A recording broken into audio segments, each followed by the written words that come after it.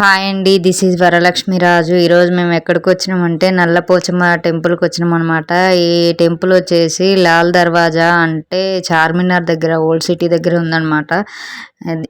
ఇందులో విశేషం ఏంటంటే అమ్మవారి పాదం బయట పెట్టింది నల్లపోచమ్మ తల్లి. అయితే ఎలా ఉంది అమ్మవారి పాదాన్ని మేము కూడా దర్శించుకుందామని ఇక్కడికి వెళ్ళాం అనమాట. కానీ చాలా అంటే చాలా బాగుంది.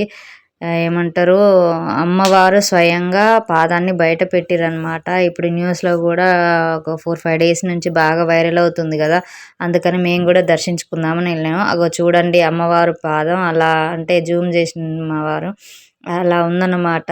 బుడ్డి పాదంతో అమ్మవారికి అక్కడ వచ్చింది. అమ్మవారు వచ్చి తన వయసు 6, 7, 8 సంవత్సరాలు మాత్రమే ఉందని చెప్పిందంట. అయితే తనకు అక్కడ చండీ యాగం జరిపించాలని అమ్మవారు వేరే వారి అంటే అమ్మవారు వస్తారు కదా, వాళ్ళ నోటి నుంచి వాళ్ళ వాక్కు నుంచి పలికించిందనమాట. అమ్మవారికి అక్కడ పూజలు అది చాలా బాగా సంతోషంతో తను పాదం బయట పెట్టిందని చెప్పిందంట. అందుకని చాలా మంది భక్తులు చూడడానికి వస్తారు. ఎలా ఉందని మేము కూడా అమ్మవారి పాదాన్ని దర్శించుకుందామని వెళ్ళాను. చాలా ప్రశాంతంగా అనిపించింది. అమ్మ నల్లపోచమ్మ తల్లి మనం కోరిన కోరికలన్నీ నెరవేరుస్తుంది. మన విశ్వాసంతో వెళ్తే మనం ఏదనుకున్నా నెరవేరుతుందని అందరూ అంటారనమాట.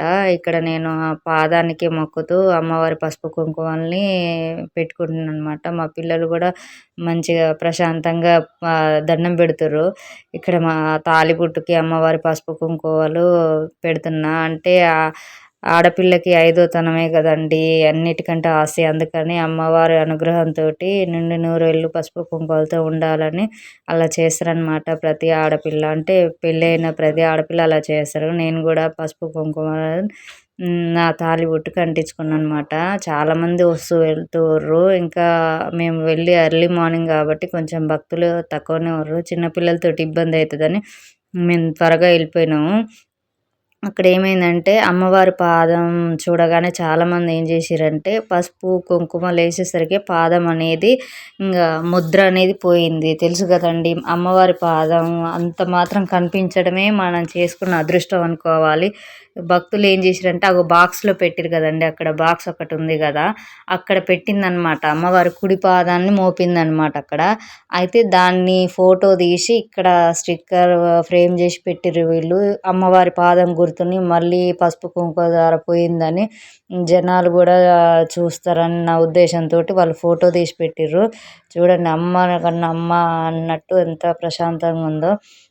అయితే మేము ఇక్కడ పూజారి పులిహోర అవి ప్రసాదం ఇస్తే మా పిల్లలు ఎర్లీ మార్నింగ్ వెళ్ళినాం కదండి, ఏం తినలేదు పాపం. పిల్లలకు కూడా నేను ఏం పెట్టలేదు. అందుకని ఆకలితో ఊర్రని నాకు పెట్టిన ప్రసాదాన్ని నా పిల్లలకి తినిపిస్తున్నా. పిల్లల కడుపు నిండుతేనే కదండి తల్లిదండ్రులు కూడా సంతోషిస్తారు.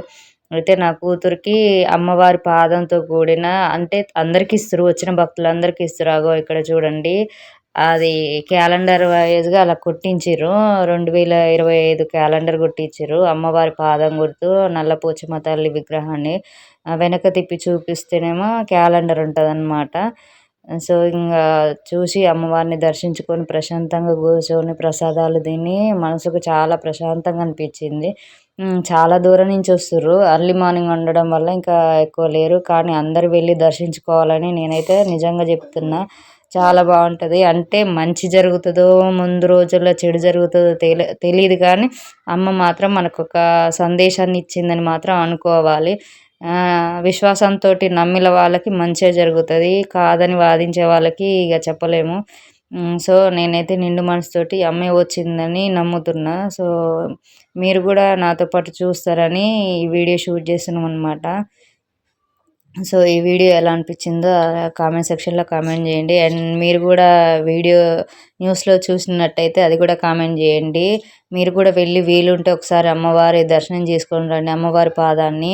మేము వచ్చేటప్పుడు అదే చార్మినార్ ఏరియా అని చెప్పిన కదండి, నేను మూవీలో తప్ప ఇన్ని పావురాల్ని నేను ఎక్కడా చూడలేదు. సో చాలా పావురాలు ఉన్నాయి వస్తుంటే. ఇది కూడా షూట్ చేసినాం అనమాట. ఫస్ట్ టైం చాలా హ్యాపీగా